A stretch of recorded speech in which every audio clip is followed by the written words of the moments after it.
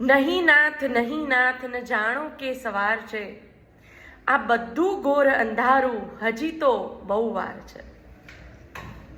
વિદ્યાર્થી મિત્રો, UPSC Gujarati ઓપ્શનલમાં paper 2માં જે પૂર્વાલાપ કાવ્ય સંગ્રહ છે, કાંતકૃત પૂર્વાલાપ કાવ્ય સંગ્રહમાંથી વસંત વિજયની આ પ્રથમ બે પંક્તિઓ મેં તમારી આગળ રજૂ કરી છે.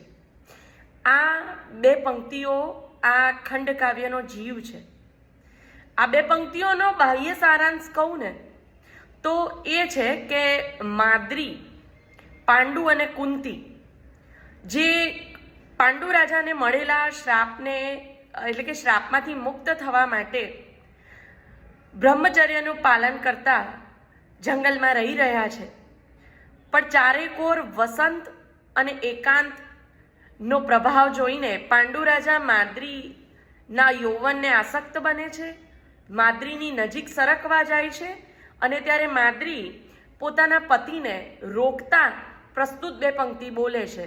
અને વસંત વિજયનો આખો સારાંશ તો એ છે કે માદ્રીની જે નહીં નાથની વાત છે એને ઉલ્લંઘન કરીને પાંડુ રાજા માદ્રીની નજીક સરકે છે અને માદ્રી પોતાના પતિની હઠ આગળ હારી જાય છે અને અંતમાં બંને મૃત્યુના આલિંગનમાં ભેટી જાય છે.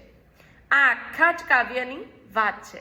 પણ વિદ્યાર્થી મિત્રો, કાંતની મહાનતા, કાંતની સર્જકતા આ બે પંક્તિમાં એવી સિદ્ધ થઈ છે કે આ બે પંક્તિ થકી આપણે કાંતની સર્જકતા પામી શકીએ છીએ.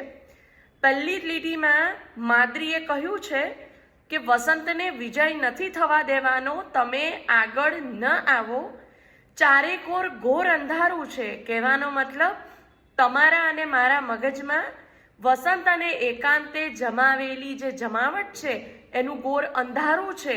હજી આપણે આ શ્રાપ મુક્ત થવામાં વાર છે.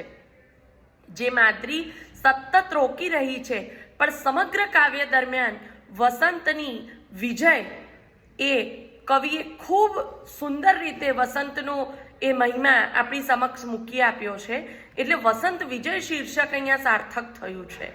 એટલે આ કાવ્યને સમગ્ર કાવ્ય સંગ્રહમાં શ્રેષ્ઠ કાવ્યોમાંનું એક કહેવામાં આવ્યું છે. મનસુખલાલ ઝવેરી તો આપણા ગુજરાતી સાહિત્યના શ્રેષ્ઠ કાવ્યોમાંનું એક વસંત વિજયને કહે છે. અને મિત્રો, કહી દઉં કે પીવાયક્યુમાં જે દાંપત્ય જીવનને લગતા કાવ્યો, રસ નિષ્પત્તિના કાવ્યો, જીવન ઉલ્લાસના કાવ્યો, કરુણ રસના કાવ્યો જે કાંતની કલમમાંથી સરી આવ્યા છે, તો એ પૂર્વા